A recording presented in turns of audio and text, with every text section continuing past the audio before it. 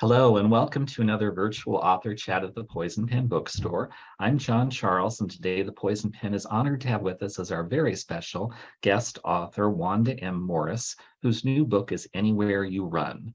Before we begin our chat today, for those tuning in, Poison Pen does have copies of Anywhere You Run, as well as Wanda's debut novel, All Her Little Secrets, and we would be delighted to hold one or more copies for you to pick up at the store or ship them to you. Just give us a call at the Poison Pen or go online and we can connect you with these truly fabulous books. Now I'd like to welcome in Wanda Morris.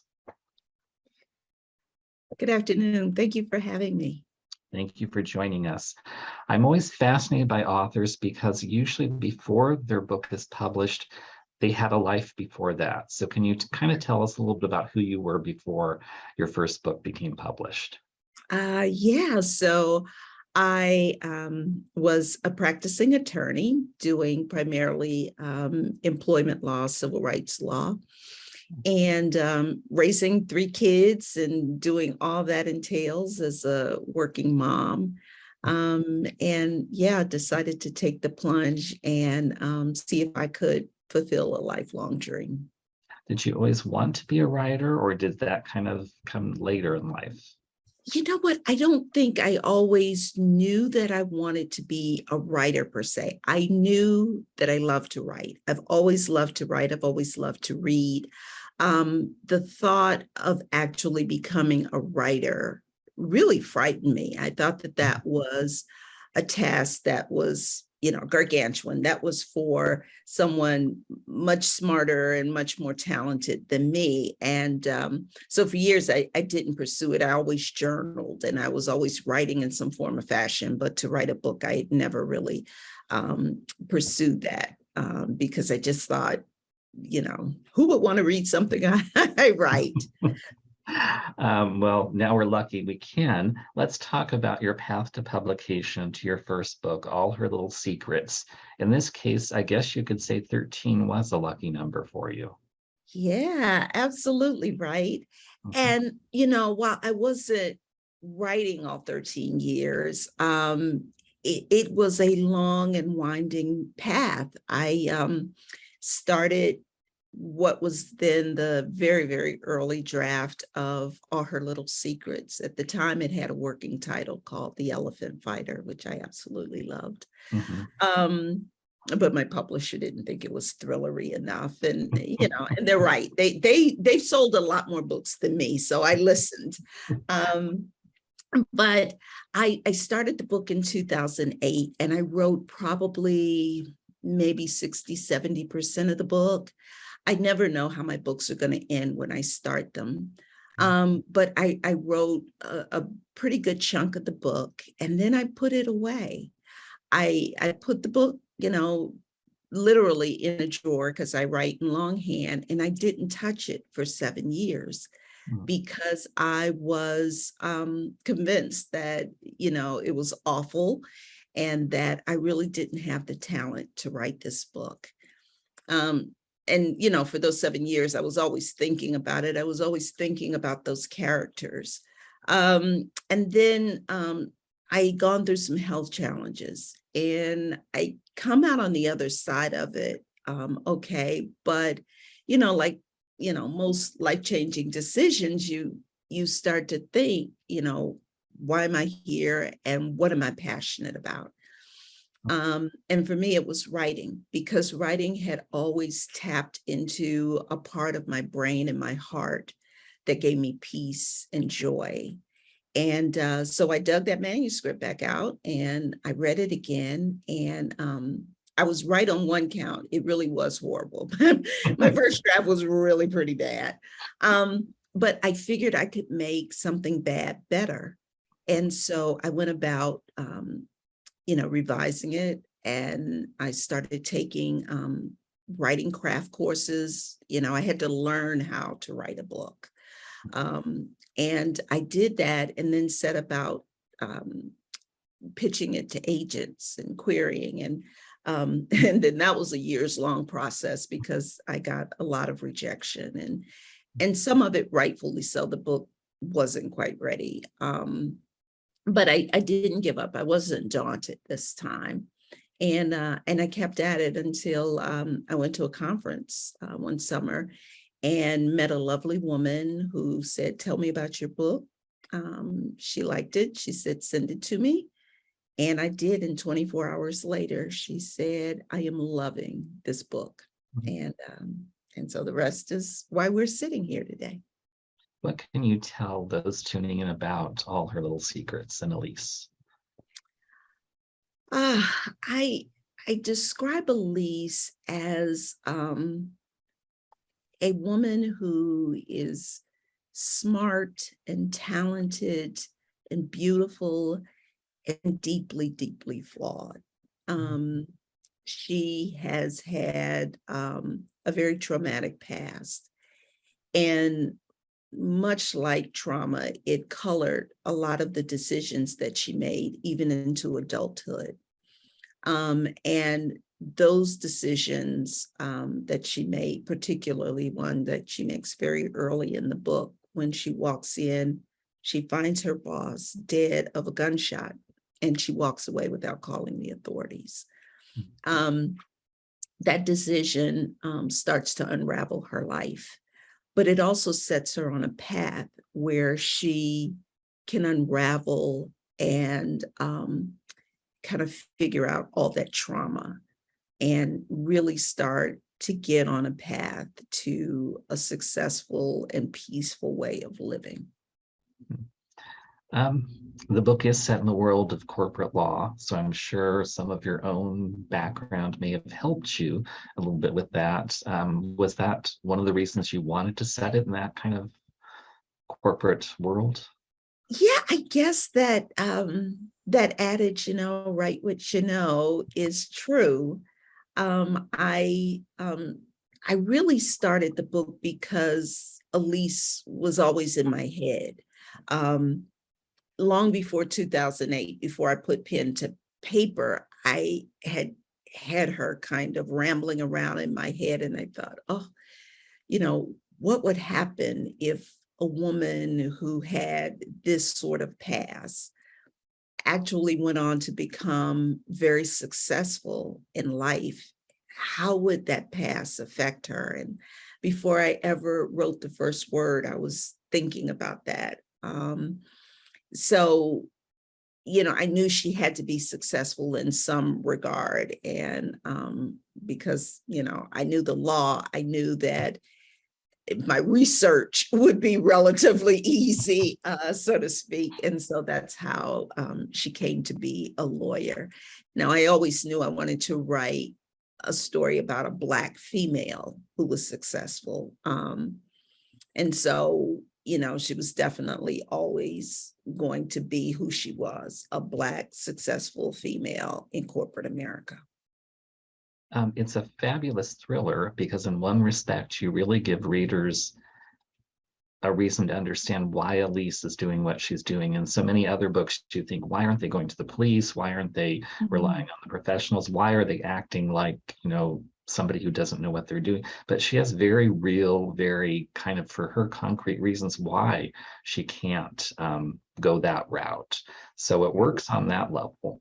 It also works as a very powerful look at kind of the obstacles women still face in the workplace today. Exactly. Absolutely. Absolutely. To your first point about, her rationale for the decision she makes, one of the criticism I've heard about the book is that, if she's so smart, why does she make such terrible decisions? And the reason is because she's been traumatized. She suffered a horrific past.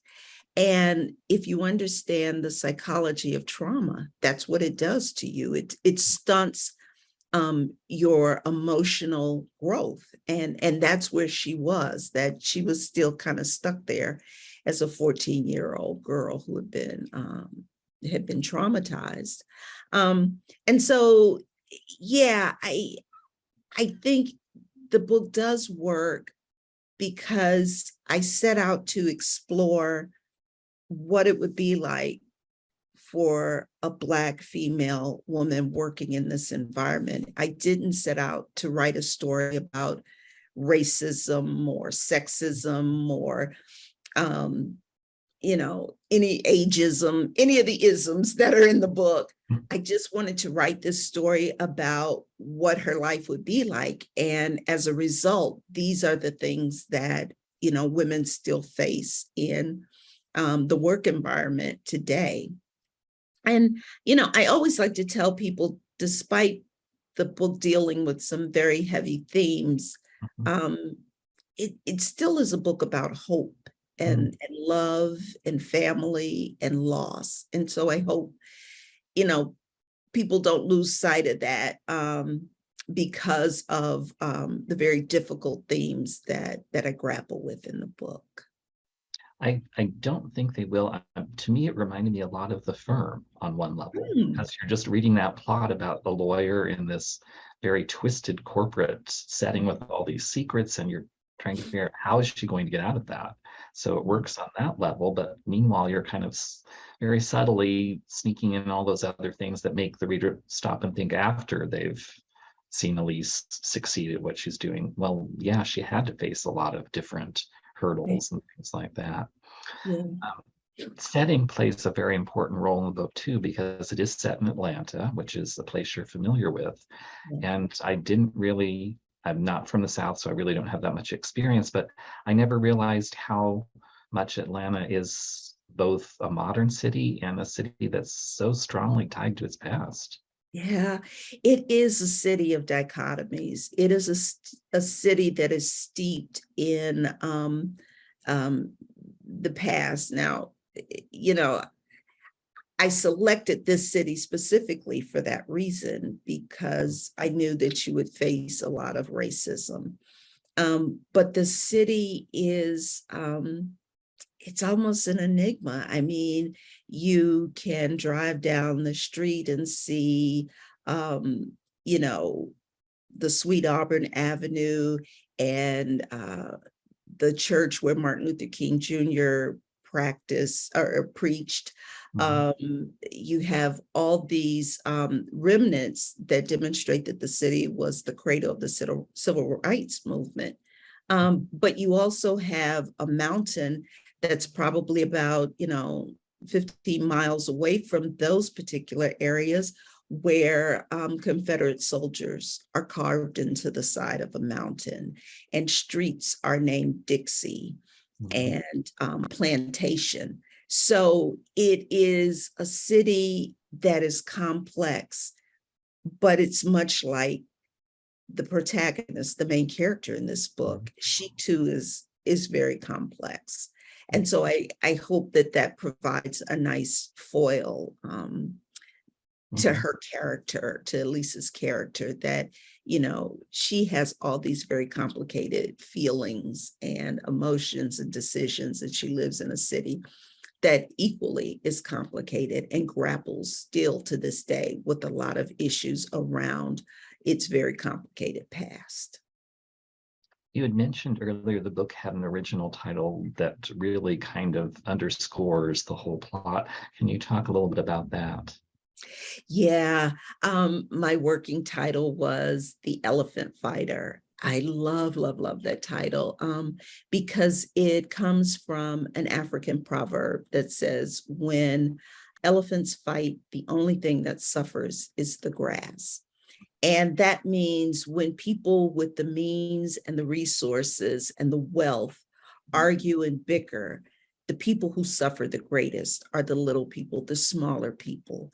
And as you read all her little secrets, that is exactly what happens in the story, that people with wealth and means have decided to use the smaller people as pawns to get what they want. And I just thought it was so, it was just perfectly symbolic of what the story was about. But like I said, my publisher didn't think it was thrillery enough.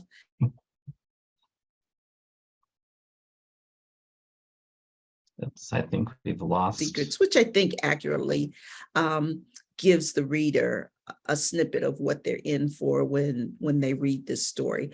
But the African proverb did survive as the epigraph for the book. And now we come to your second book, which is just out this week, I believe. Anywhere Today, it's today. out today. Yes. Anywhere You Run. What can you tell those tuning in about the book without spoiling anything? Absolutely. I hate spoilers too. So Anywhere You Run, I describe as jokingly as a coming of age story of two sisters with lots of dead bodies.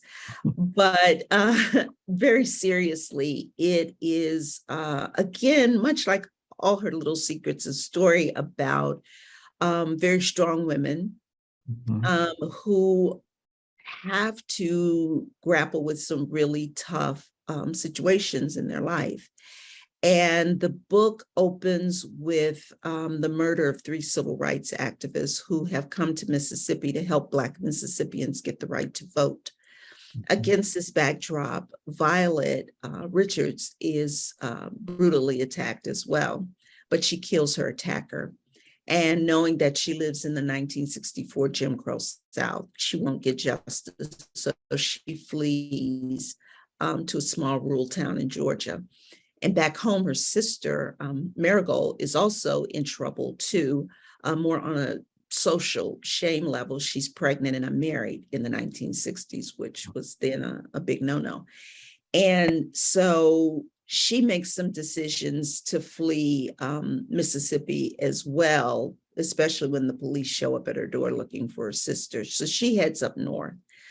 But what the two women don't realize is that there's somebody from Jackson who has some rather dark secrets of his own and a really disturbing motive for finding the two women. And the book deals with issues around voting rights for people of color, police brutality, a woman's right to govern her own body, the church's problem with gay and lesbian people. So once again, lots of really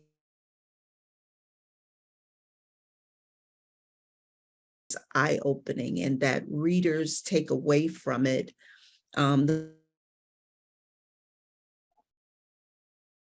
before and what is currently happening in 2022. There are really some disturbing parallels between what has happened over the course of 60 years. Much has changed and much has not.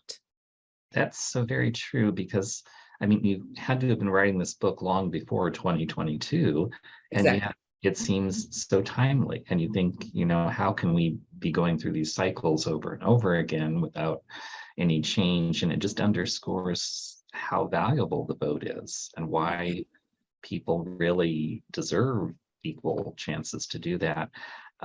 What I loved about this book in particular was, aside from the setting, was all the research that you put into it. I had no idea there were things like the Mississippi Summer Project. Can you talk a little bit about that?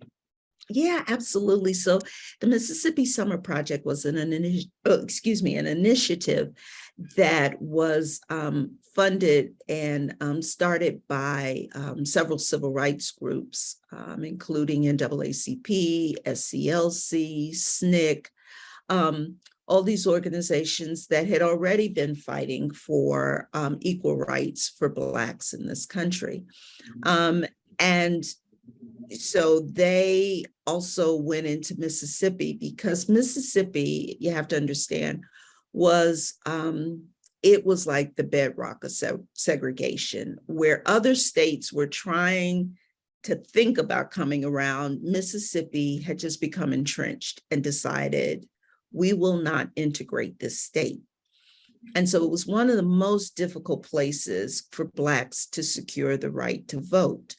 So the Mississippi Project was determined to help people get the right to vote, to help people, Black people, serve on juries. Because, once you went into court as a Black person, you were doomed because you were not, your case was not decided by a jury of your peers, right? And the way you get on juries is you have to register to vote. So the right to vote is such a fundamentally important right. And that's why I still stand on top of my roof, if I could, to tell people you have the right to vote. Uh, Please exercise it. yeah. But yeah, I have to give a shout out when you mentioned research. I have to give a shout out to the Auburn Avenue Research Library on African American history and culture. They just opened up a treasure trove of information for me when I walked in and said, hey, I want to write this book, and here's what I'm writing about. And it was just fascinating. Some of the research, I will not lie, was painful to read and to see that there were really a lot of very strong and determined people who walked straight into harm's way, Black and white, to help this country give equal rights to everyone, particularly Blacks who did not have it. And so some of that research was really tough to read. It must have been, it's also fascinating because little details come up in the story that you never realized, historical details, or that you had remembered and forgotten. Like, I can't believe that still in the 1960s and 1970s, women could not get a credit card or apply for a bank loan, or it's like they've had the vote for like 50 years by now, and yet. Right. Exactly. It was small things like that. Like, even if you were married, you had to get your husband's permission to get a credit in your name, which I thought, wow, what an incredibly difficult time to live under. There were also no rape shield laws during that time. Oh. So, rape victims were often blamed for their attack because people could ask them whatever, why were you walking in that neighborhood? What were you wearing at the time? And so a lot of times women just didn't even bother to report rapes because they knew that it would be such a god-awful process to undergo. It was a very, very different time. Yeah. Unlike your first book, a good chunk of your second book is set in a small town, and that opens up some other avenues for you as a writer, because it's very difficult to get away with anything in a small town. Right, exactly. Not only did I challenge myself with the small town, it's also 1964. So people didn't have cell phones, they didn't have the internet. I chuckle sometimes because, a lot of my characters in the book, they may collect phone calls, which my 13-year-old son did not know what that was. But yeah, I think there is something about a small town that is just like catnip to me. I think that, you have all these people who know each other and interact in this little small microcosm. And then just underneath the surface, there are all these secrets and lies and deceptions that run through the town, that things nobody talks about, or things people have chosen to ignore. And I think that just opens up worlds for a writer to deal with when you can place your characters in that kind of situation. How has your background as a attorney, or did it help you as a writer? I mean, I know attorneys write things, briefs and all that.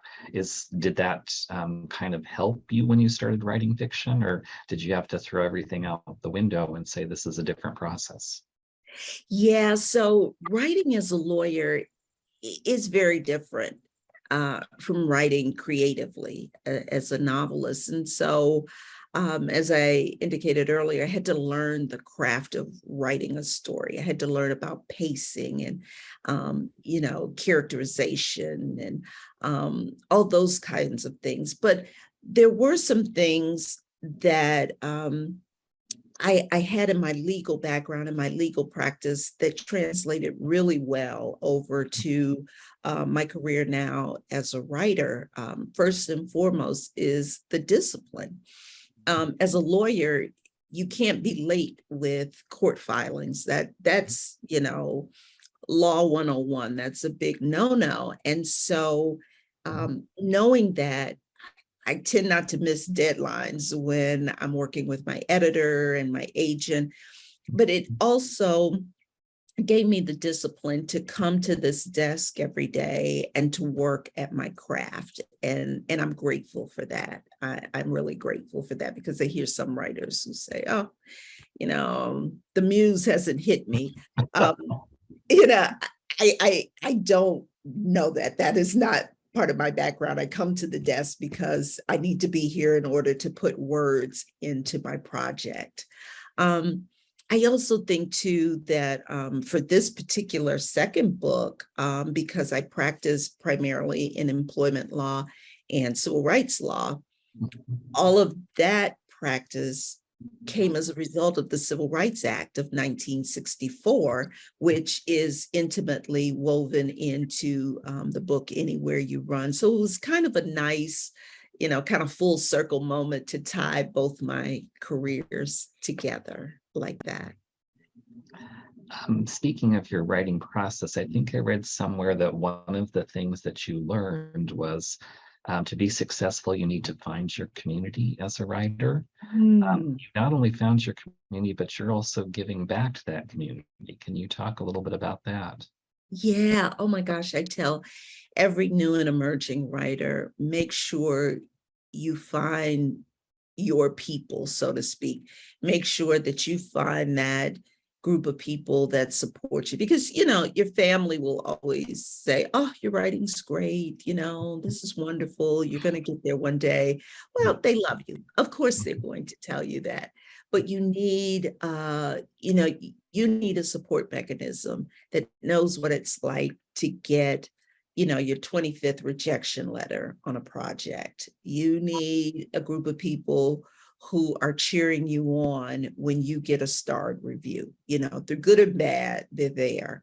And so I always feel grateful that one of the first things I did when I came to this was to join groups and meet fellow writers. I'm a member of Crime Writers of Color and Sisters in Crime and Mystery Writers of America. I serve on the board of the International Thriller Writers. ITW, they put on a conference every year called Thriller Fest.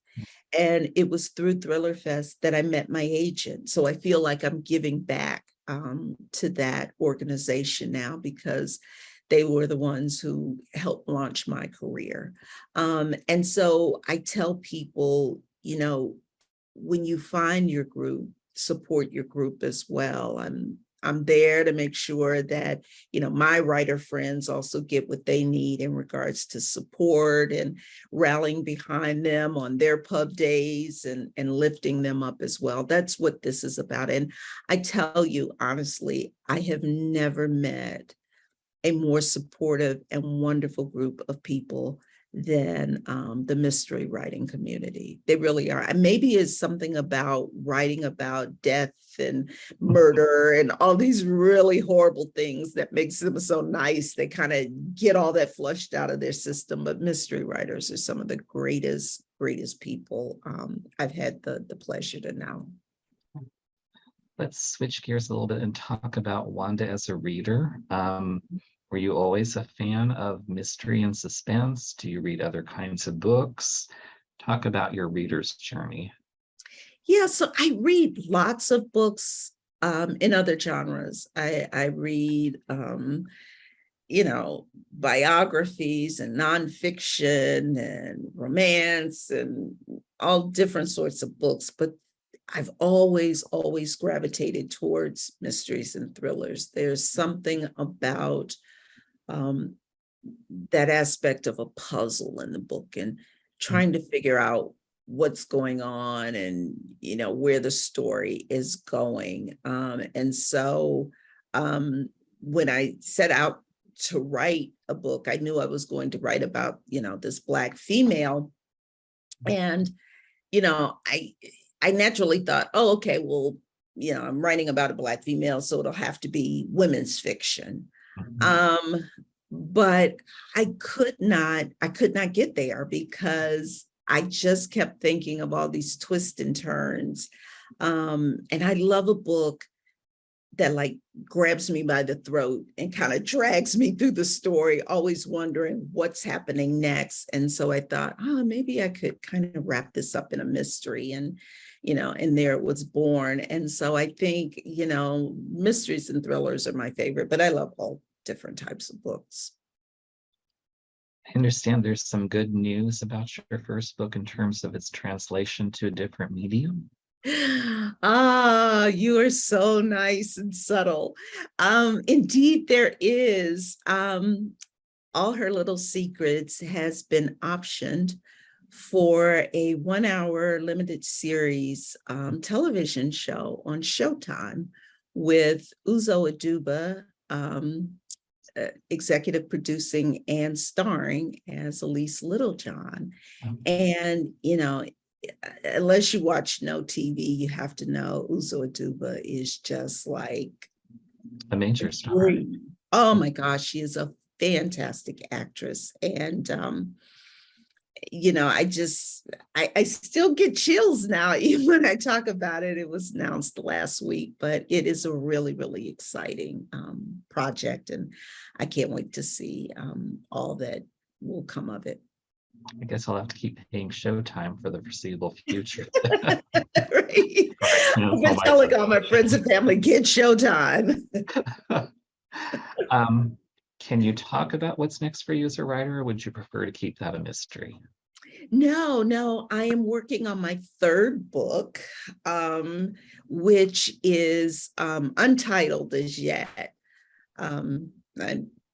I don't even have a clue what the title will be as I write the book now, but it is also set in Georgia. This time it's set in Low Country, Georgia, down near the coast, the Atlantic coast. So in the Brunswick, Sapelo, Cumberland Islands area of Georgia. And it is about a young woman who has to overcome her personal insecurities to save a Black landowner when she uncovers a scheme that threatens to take away land from Blacks and disenfranchised whites in that part of the area.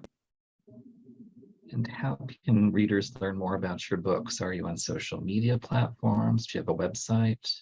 Yes. I hope everyone will reach out. If you have a question or you enjoy the books, please let me know. If you don't, keep it to yourself. You can find me on WandaMorrisWrites.com. That's my website. I'm also on Twitter as WandaMo14. I'm on Instagram as Wanda Mo Writes, and I'm also on Facebook as Wanda Morris Writer. So you can find me on various platforms, but please stay in contact. I love talking to readers. That's great. I can't believe how quickly our time has just flown by. The Poison Pen has been so blessed to have with us today author Wanda M. Morris, whose new book is Anywhere You Run. Her previous book is All Her Little Secrets.